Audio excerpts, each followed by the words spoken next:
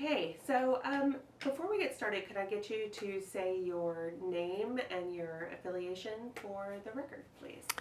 My name is Nancy López, and I am professor of sociology at the University of New Mexico. Thank you. So we're here talking about the IQRMI Doctoral Institute here at UT Austin. So first of all, let's talk about what is intersectionality and why is it important? So intersectionality is inquiry and praxis that seeks to understand inequalities in a complex way. So for example, when we're looking at something like graduation rates or odds of graduating in college, and we're talking about these rates in terms of race alone, gender alone, or first generation college status alone, we may be missing an opportunity to see the complexity, right? So the question then becomes, it's not, oh, how many first generation, first person in their family who earned a college degree earn a college degree. The question becomes, do we see the same rates of graduation for first generation college Latina women versus continuing generation Latina women? And if not, how could we create what my colleague Ruth Zambrana says is equity lifts? What are the opportunities? So intersectionality is really a tool for solving problems and for making the invisible visible. And why is intersectionality important within the academic context? Because it maps the margins, and this term comes from Kimberly Crenshaw in her famous article that talks about what happens when employment discrimination law is only looking at race by itself and looking at gender by itself. And she used the case of an African-American woman who was trying to make the case that she was experiencing discrimination at work, and the employer turned back and said, no, well, actually we do hire blacks, but of course it was all men. And they said, well, we actually hire women, but it was all white women. And so again, intersectionality is important because it maps the margins of entire categories of experiences that remain invisible when we're thinking about race and gender as of though they are not simultaneous. So why should doctoral students attend IQRMI? I think it's a oasis for intersectional inquiry and praxis, action and reflection that can help create new insights.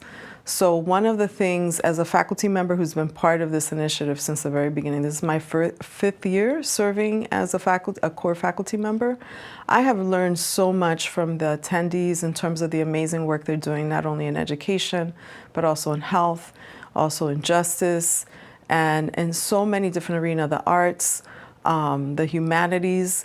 It's a networking space. It's a space for creating community and in many ways building capacity. We need intersectional scholars who are asking questions that remain at the margins of our fields to create new insights, to create new knowledge that's actionable. And I think that that's one of the intentions of this institute, to create a community, a network, and capacity for the next generation. Who else will carry the torch into the future if we don't prepare the next generation to share these insights and put them into practice in all of our fields? And I think what's unique is that I'm a sociologist, but here I meet people who are political scientists, who are in English departments, who are in nursing, so it's an interdisciplinary oasis. Nice. And so what do you teach or facilitate at IQRMI? What are your sessions? So my 2 sessions have been thus far an introduction to what is intersectionality, looking at race, gender, class, sexuality, etc. And that is really an overview of what what are the foundational texts and insights that intersectional scholars have been contributing to for the last century. And so I provide a genealogy. I provide some of the tools like when we think about Crenshaw talks about structural intersectionality, political intersectionality, as well as representational. And then Patricia Hill Collins talks about the matrix of domination and how that tool helps us understand what is the backdrop, what's the history, what's the history of power relations, whether we're in Brazil, whether we're here in Austin, Texas, or if you go to Germany, right? And so my goal in that session is to introduce students to the conceptual tools, the methodological tools that can help them create more knowledge about intersectional inequalities in their interests, whatever that may be, if it's immigration, sexuality, racial discrimination. Another workshop I lead is one that has students reflect on what constitutes a value-added postdoctoral experience. So it helps students navigate the job ads and kind of scrutinize them in a new way in terms of, is this a postdoctoral experience that will allow me to meet my goals, or is it one that is not in harmony with my goals? So those are the two that I do, but a lot of the other work that I do here is a lot of meetings one-on-one with students who have particular questions about their project and how intersectionality can help them reach a new level of understanding.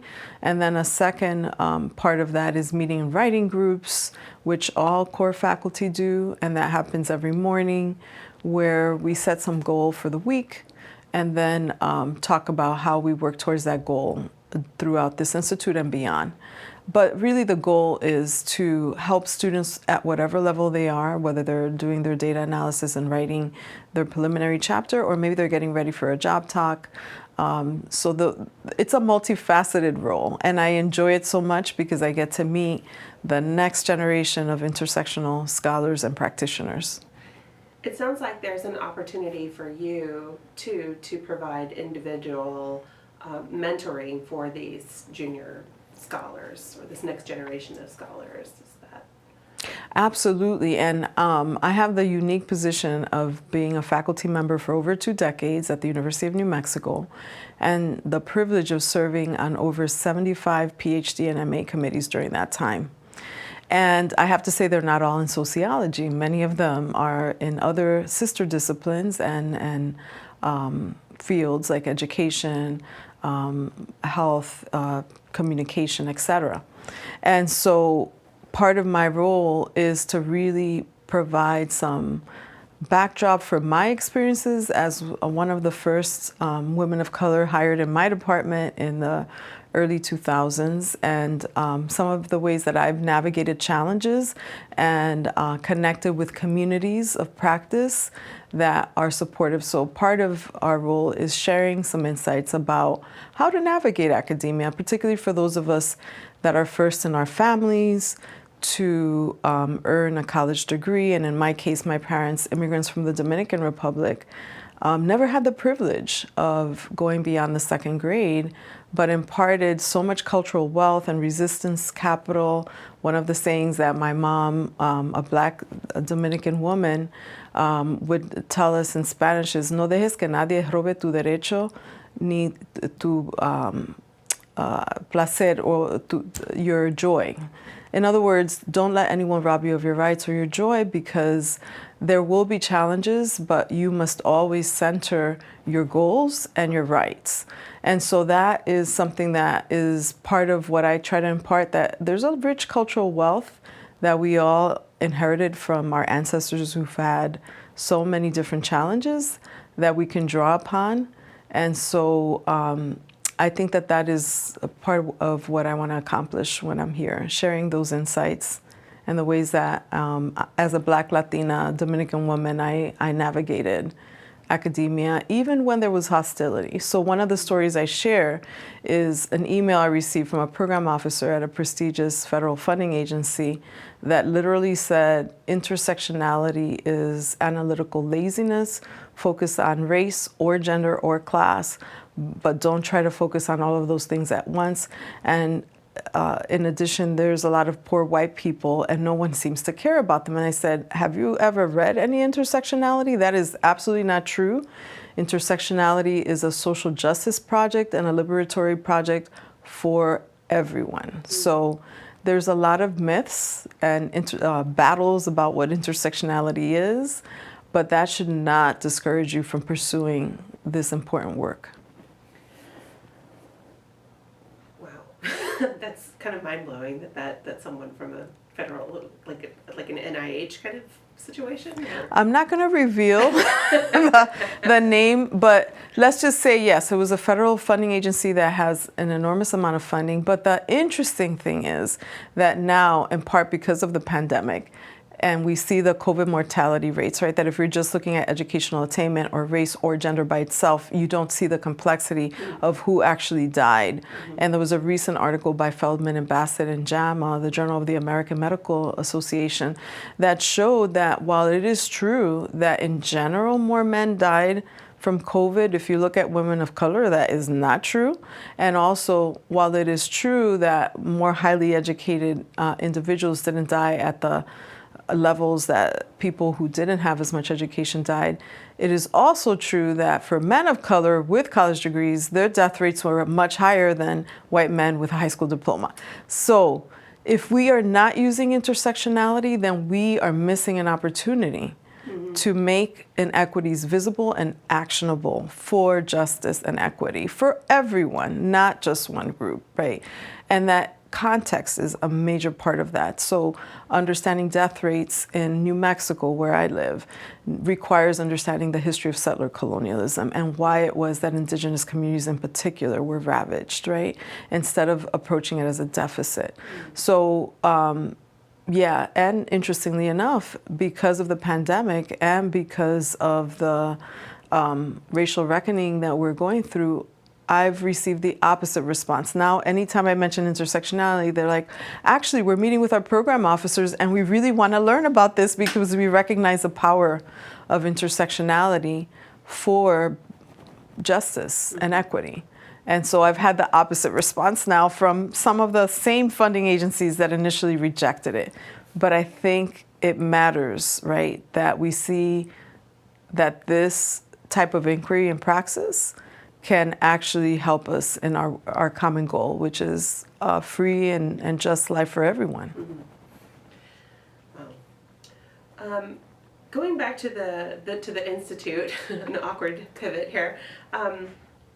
What unique challenges do intersectional scholars face today, from conducting research to teaching to advancing their careers in general? So what are their professional challenges? Part of it is that, with few exceptions, intersectionality is not a core course in most cases. And even in my institution, it wasn't until recently that it became a dedicated course with a dedicated catalog number. Usually it's taught as a special topics, as something that is not permanent.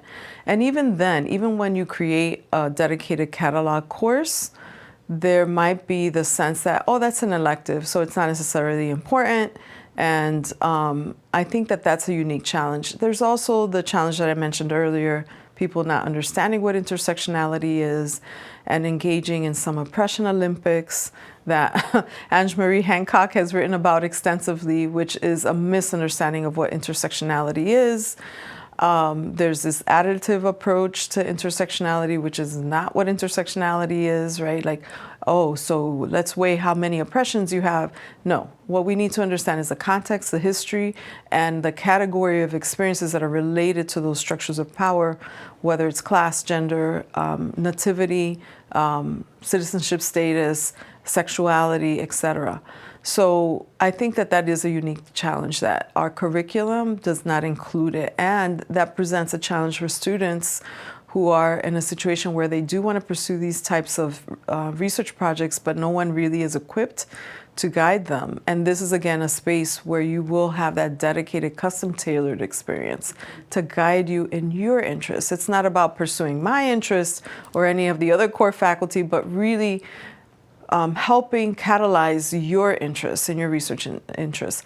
Beyond that, I would say there's a lot of opportunity. I think because we have made it clear that intersectionality makes the invisible visible. More and more jobs are specifically tailored to say, we do want someone who understands intersectionality. It doesn't matter if you're humanities, a public health scholar, a legal scholar, or a social scientist. This way of seeing and understanding complexity is needed and impactful, not just for publications, but for making a difference in people's everyday lives. So it sounds like there's less value in specializing in one particular field and then sort of embracing lots of different methodologies or lenses, right? Yes, so interdisciplinary knowledge is necessary to solve complex problems. It can't just be the economist sitting at a table or the humanities. We all need to be at the table, and intersectionality is a common language that we could all use to connect all of our deep knowledge and expertise.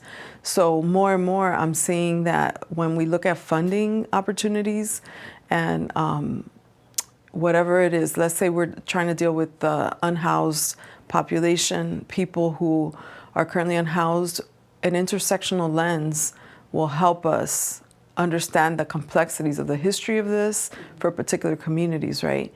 And so more and more people are embracing interdisciplinary teams, research teams. I think that's going to be the reality wherever we go. Whether we're engineers, you hear about STEAM, you hear about how we're mixing, the STEMs and the humanities, and we think about social scientists who are working also with people in public health or in law or the humanities. So more and more, I think that intersectionality is going to be the common language. That's great. Okay. What motivates you to mentor a group of IQRMI participants every summer? I think it's a privilege to be in community with the next generation of intersectional scholars, practitioners, and activists and leaders. So what motivates me to come back is that I get to learn, not only from my other core faculty leaders who are amazing, and this opportunity at UT is really transformational, but also the next generation. So seeing the peer mentoring that's going on with each other, learning from the unique projects that each of these students have come up with to contribute to intersectionality, and the joy and the satisfaction that comes from seeing students complete their goals, and many of whom I've stayed in touch with afterwards. And I just continue to be moved and I get emotional thinking about the communities that they're centering, how they're mapping the margins, whether it's undocumented communities, Black, Latino communities, queer communities, first generation, with an intersectional lens, with purpose, to create new knowledge, new theories, new concepts that liberate. So that's what keeps me coming back. Wonderful. Let's see. So what benefits do participants receive from this program? The major benefit is validation. In many cases, we may be one of the only students or faculty or mentors doing this kind of work in our institutions, but it's validating to see a community that is actually doing the same kind of work. Another major benefit is the networks, as I mentioned. This leads to jobs. This leads to support during critical junctures. I've had some students reach out and say, would you be an outside reader? There's no one in my university, whether it's in nursing or in political science, that does this kind of work. And that I'm sure has happened with many of the other faculty. But also opportunities for publications. There's, like I edited a special issue on Quant Crit, which is critical race theory and quantitative methods that had an intersectionality analysis of higher ed outcomes that I referred to earlier. But there was another one on genealogy where it was a special issue, what's your street race, and the future of ontologies or theories of reality about race and epistemologies and ways of knowing. And again, just connecting to a community that will support you in your academic journey and your goals in terms of jobs, publications, completing your degree, and then staying in touch. There is a listserv. I believe there's a couple of Facebooks. I know that almost every cohort tries to create some way of staying in touch beyond the institute, and these networks will carry you through. As an incoming graduate student, I participated in a similar network. It was sponsored by the Inter-University Program for Research on Latinos, and there were about 20 students also, and I stayed in touch with several of them, and it's amazing how each of us, it doesn't matter where we are in the Midwest and the West Coast, I'm in the Southwest, we're doing intersectional work, we're doing work that is making the invisible visible, and I know that I can count and call on them 30 years later, and we're still in touch. So I think it's a major benefit. Nice.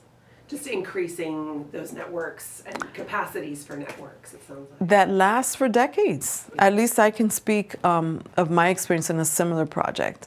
It wasn't quite this one, but it was similar in that it built capacity and also connected us when otherwise we would have been in different states, and I don't know that we would have necessarily connected. Right, right. And it sounds like there are participants in this institute who are from other parts of the country who would not have access to Nancy López otherwise, right? Absolutely, or to each other, because it's peer mentoring also. It's not simply, there's mentoring with the core faculty, which obviously is happening, but it's the peer network that is also transformational. Awesome. So one last question, and that is, how have the IQRMI participants inspired you? They've inspired me because they embody our wildest dreams, which is they're asking the questions that in many cases have never been asked. They're asking the questions that matter for distribution of resources to communities that continue to be subjected to injustice. They also have a vision that this transformative power of intersectionality can be harnessed for good. And so they're also public scholars. They're not simply talking to academics. They are centering community. They are working in a way that honors community cultural wealth and knowledge and insights, and that is practicing what Patricia Hill Collins calls in her latest book, Intersectionality as Critical Social Theory, flexible solidarity, right? So recognizing that by knowing your standpoint, knowing your intersectional social location, race, gender, class, sexuality, citizenship status, ethnicity, as analytically distinct, but at the same time simultaneous, helps you understand and shift your way of understanding to those who are different from you. So it's a way of practicing compassion, practicing empathy, and flexible solidarity for liberation. It is a way of recognizing that, as Ruth Zambrana says in her latest article with Maxime Bacazin, Latinas, Chicanas contribute to intersectional thought, that an intersectional lens recognizes that Latinos are not all the same. We have different races, social standings, and I'm talking about genetics. I'm talking about a social position. I call it street race, and which means if you were out in public, on the street, what race do you think others who don't know you would assume you are based on what you look like, to recognize that that is not the same as your cultural heritage or your language or your nationality or citizenship status. Those are different things. So we need different questions for all of that if we want to be intersectional and recognize that there's differences within, but that term Latino shouldn't say, all Latinos are part of this brown monolith. They're all treated the same. They're all from the same class origin or citizenship status, but it's a term of implicit solidarity. So that by recognizing that difference, then we build unity. There's some people who will say, oh no, we're all the same. We're not gonna talk about difference within our community because that's divisive. And actually intersectionality would say not talking about that and not recognizing that we are all different will impede our ability to document inequities that remain invisible when we pretend that we're all the same. So it's very liberating. And to me, to have a space to engage in those hard questions, and how do we practice solidarity with each other when we know we're different, is is such an important and transformative question.